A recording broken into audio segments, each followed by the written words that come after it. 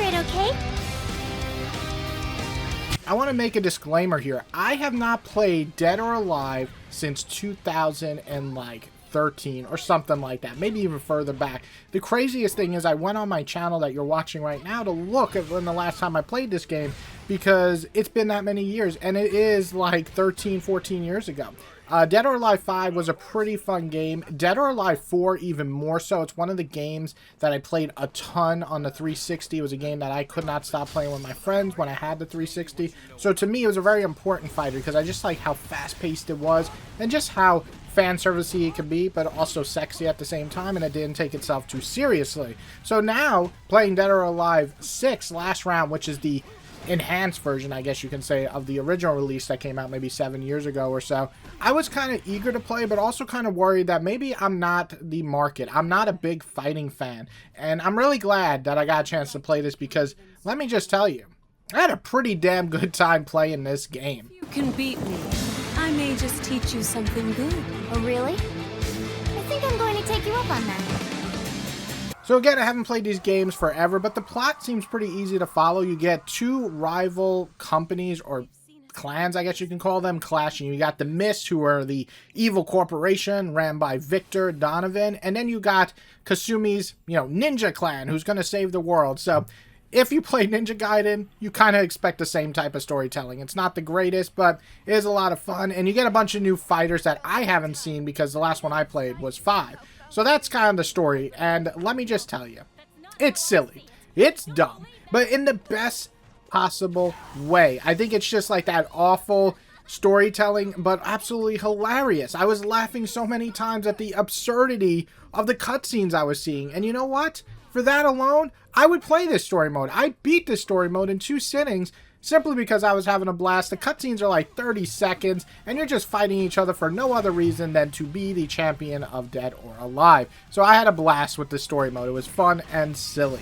But another really positive thing, and this is every Dead or Alive I've played so far, the gameplay. I think it feels amazing. This is like this excellent feel of speed for each and every character to feel different too is great. You got like 30 plus characters and everyone just plays different. Each character I played in story mode felt very different from one another, and I really like that. And sometimes they rely on very quick speed, other times they hit like a goddamn truck, other times they're counter like specialists. So all of that I thought was really awesome. And the combat mechanic itself, again, is definitely the highlight. It has this awesome counter system, and that's a special system where you can like turn the tables by using a special meter to like go behind the enemy and knock them out, or do a special block, or again counter if you aim it right to counter their punch or kick. So all of that really worked for me, and then you get some sick finishers for each character. So another thing that I have to talk about, the 2 biggest pluses I also want to mention, is I think visually this game's graphics are awesome.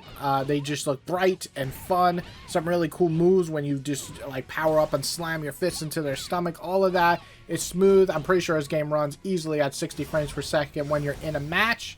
And the graphics are great. Everybody looks super expressive. I'm going to talk about negative in a second about that. But in the actual fights, everything looks really good. And I also think the biggest positive is I am not a fighter fan. I'm not very good at fighters. I struggle to be competitive, but I played a few online ranking matches. I played the entire story mode. I did some of the quests in this, which give you like points to unlock new types of clothing and things like that. And I gotta say, it's very easy to jump into and still have a blast. Yes, I did get my ass kicked once or twice, especially the final boss kicked my ass a few times. But I think there's plenty of depth too if you really want to master this system. It has that too, but it also is very easy for newcomers and non-fighting fans alike to kind of just jump in and have a good time. But with all that great stuff, there are some negatives I do want to talk about. One that just jumped out to me is the pre-render cutscenes. I don't know why, but they look old, and they look like they're running at a way lower frame rate. I don't know if it's because they were just pre-done and they put it in here, but you could probably see as you're watching this, they just don't look as good as the actual fighting graphics, which all look pretty good. So it's very weird and jarring at times, I have to say. And the biggest thing that I think people are going to get annoyed is the monetization. It's just everywhere. You got these DLC characters that are locked right from the start. So even when you go to the story mode, 2 of the characters are locked. So you can't even play with them because they're not out yet. And then you're going to have to pay for them. So they didn't love that. And a lot of the costumes also locked behind the paywall. So you know, not my favorite thing when you have to pay for a majority of costumes. I don't mind a few costumes that you have to pay, but like sometimes characters, half their costumes are locked behind a paywall. I don't like that. And last but not least, when I was playing online, I kept getting disconnected a lot. Now I'm playing this somewhat early. I got the game early to review, and then I played on the day of, like today, that it's out, and I kept just disconnecting with different people. I don't know if they were leaving. I don't know if it was just connection issue. I know I have fiber 2 gigs, so I know it's not me. So I just felt like the online wasn't super stable. But the few matches I did get to play, I did have a good time when it worked, but I don't know if that's a game issue, network issue, whatever it is, but it was noticeable. But at the end of the day, Dead or Alive 6 is just a blast to play for me. Again, I'm not somebody who plays a lot of fighting games. I'm not someone who is good at fighting games, but I am someone who enjoys just sitting back and beating the shit out of people in fighting games every once in a while. And I think this game just has a fighting system that works really for me. It's very easy to get into and kind of have a good time, but I can see where some people can take it very seriously and probably be some of the best fighting fans out there, or best players for fighting fans.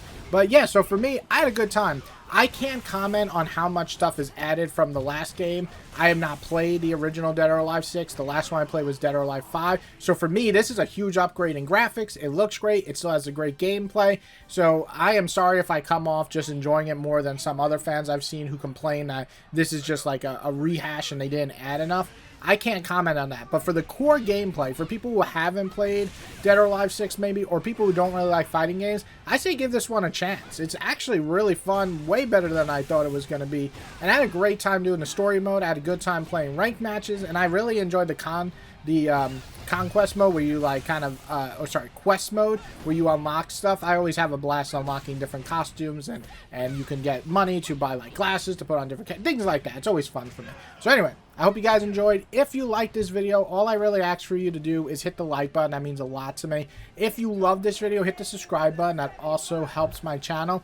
I mostly do comic book videos, but I also try to split it between video game videos, which I usually put out on Fridays or Saturdays. So if you like the video game stuff, stick around. But I'm also a nerd and love comics, so watch those too. And I'll check you guys out next time.